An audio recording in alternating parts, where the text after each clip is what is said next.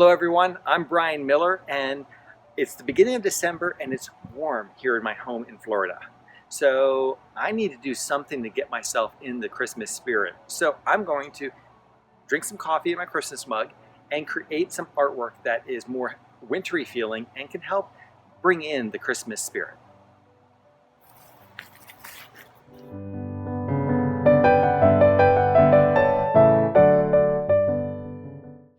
Okay, for today's lesson, we're going to take a wood panel, but instead of using the main front surface, we're going to flip it over and use the back. We're going to use the inside as our surface for our painting.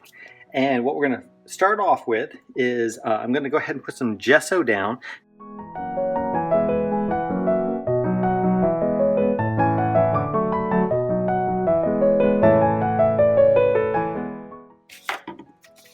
I'm going to start by putting some of these musical sheets from an old Christmas hymn book. So I'll just rip pieces out and just start placing it down in the background.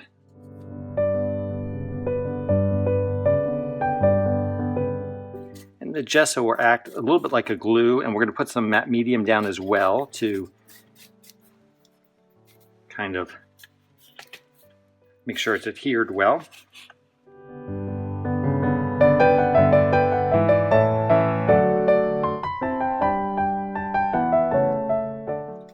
Okay, now we'll let this layer dry. I'm going to start with some light blue.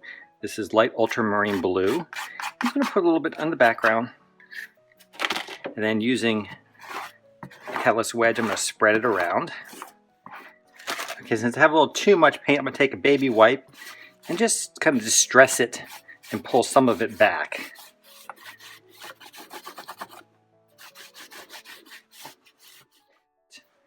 And just start scraping it over. And again, I'll use the baby wipe to pull some of it back. And I'm going to do a little bit of stenciling here. So I'm going to take the brush and let it be very dry. And I'm just going to kind of scrub in this tree stencil of Donna's.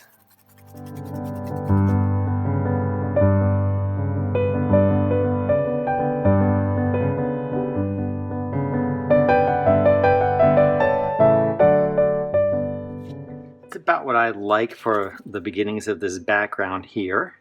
So we'll consider that done at this point. Okay, now for the main piece, the main focal point, I'm going to be using a bird. So I'm using the stencil from Donna. And what I'm going to do is put it probably right about here. And I want to, at this point, just kind of trace the outline of it. So I'm just going to be using a pencil to trace the outline.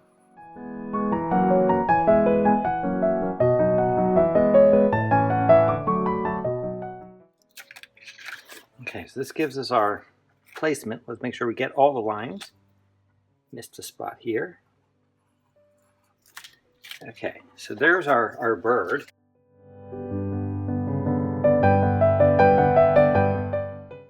And I'm going to use the colors from this. I'm going to set this off to the side so I can see it. And what I need to make sure is add a little bit of a section for where the other wing is going to come in. So if you can see, the wing comes in on the side here. So I'm just going to draw a little bit of area for the wing, and his beak is a little more pointed, so I'm just going to extend that and then draw where I want his eye to be. And then the red will be up in this area. Just to get an idea, and I'll have to put the legs in later, but I'll worry about that after the fact. Now I'm going to set this aside for the moment, and how we're going to build this, the bird, is through using torn paper. Now, I have all sorts of torn paper here. Let's move this stuff out of the way. So I've got my lighter cream shades I'm going to be using for his body. I have a bunch of red shades I'll be using for the head. And then I have a bunch of black shades and neutral shades I'll be using for the darker wings. And I've got this paper here. I'm going to make a couple more marks on it. Now for the paper, you can pretty much use anything. Get some old jelly prints that you've made, some old books that you paint on, but basically any type of surface, and just start adding paint to it, and then you can use those as elements later. This happens to be, you know, pre-printed scrapbooking paper, but I'm going to make it a little more interesting by just adding some Paynes Gray to it.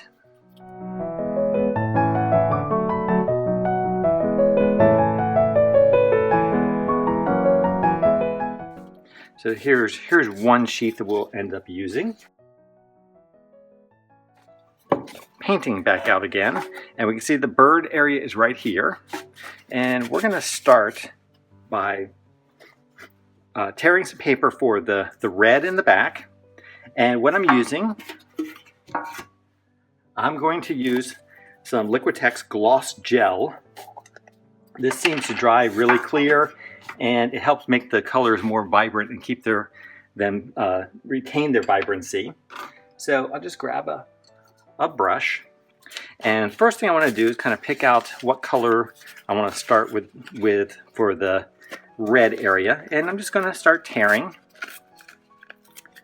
And you want to tear it in small pieces and just kind of the basic shape, and you start putting some glue down, some of the medium, and just start layering it down. And you want to use as many different colors and options as you have. And as you tear it forward towards you, you don't get that little white mark around the edge of the paper. And just keep adding to it.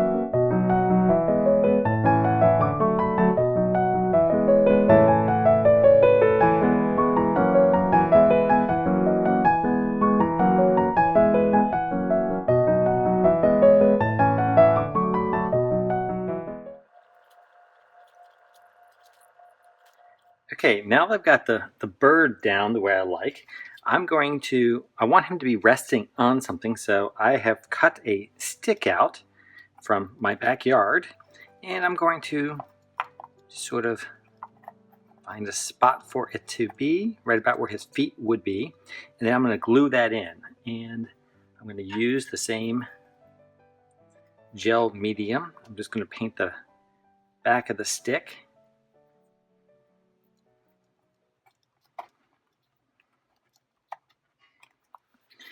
Now I want to give him his legs, and I think I'm going to cut them with an X-Acto knife.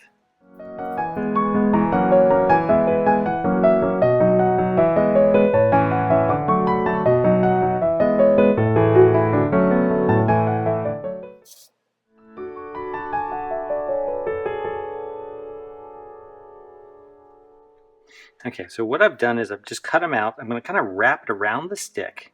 So I'm going to put a little bit of the gloss medium on the stick, wrap the shape around.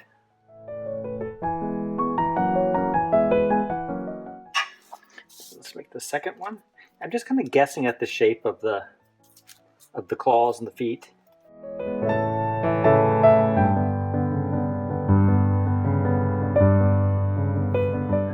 don't like how the legs just sort of pop out there. So what I want to do is find a little piece of, I've printed on deli paper, which is like almost like a translucent paper for this painted page. I'm going to rip a little bit of that off. And just gonna, it makes a really good translucent quality. It kind of can cover up, but still showing some of what's underneath.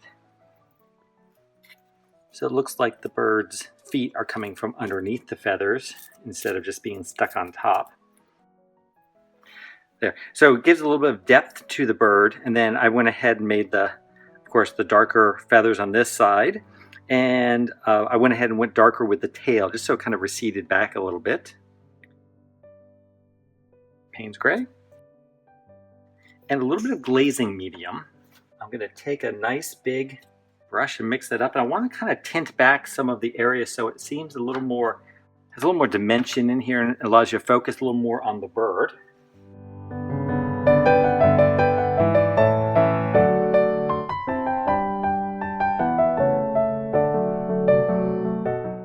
And just use the back of the brush and start putting some snowflakes.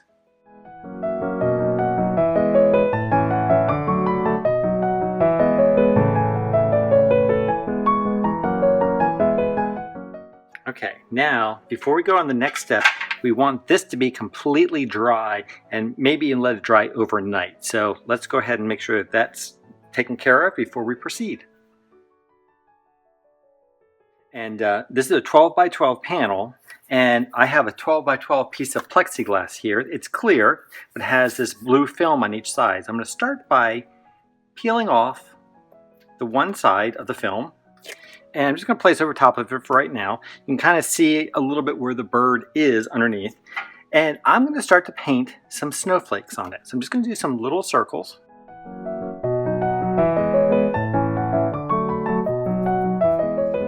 Flip it over and just kind of see where everything lines up. I'm pretty pleased with that. So I'll set that aside for a second here. And I'm going to take some more of that gloss gel. We're going to use that as a glue to attach it to the side of the board.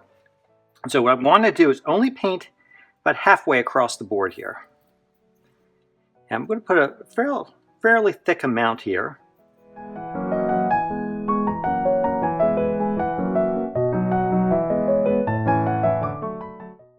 And this is 12 by 12. This piece is 12 by 12. Try to get them the exact size if you can so you don't have to cut them. And then we just want to push that down really tight. And then we will peel back. Now we just want to make sure everything is tight. And you can see where the glue comes out. That's okay, just sort of wipe that off. Now I want to put some more snowflakes on the front. This gives a good feeling of depth because you've got snowflakes on the back, on both sides of the plexiglass, and on the very front. And the last thing I'm going to do is I'm going to paint right around the edge to hide the glue.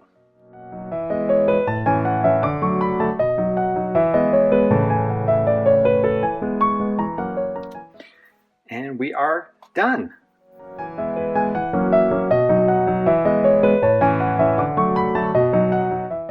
I wish Donna would make a stencil of me.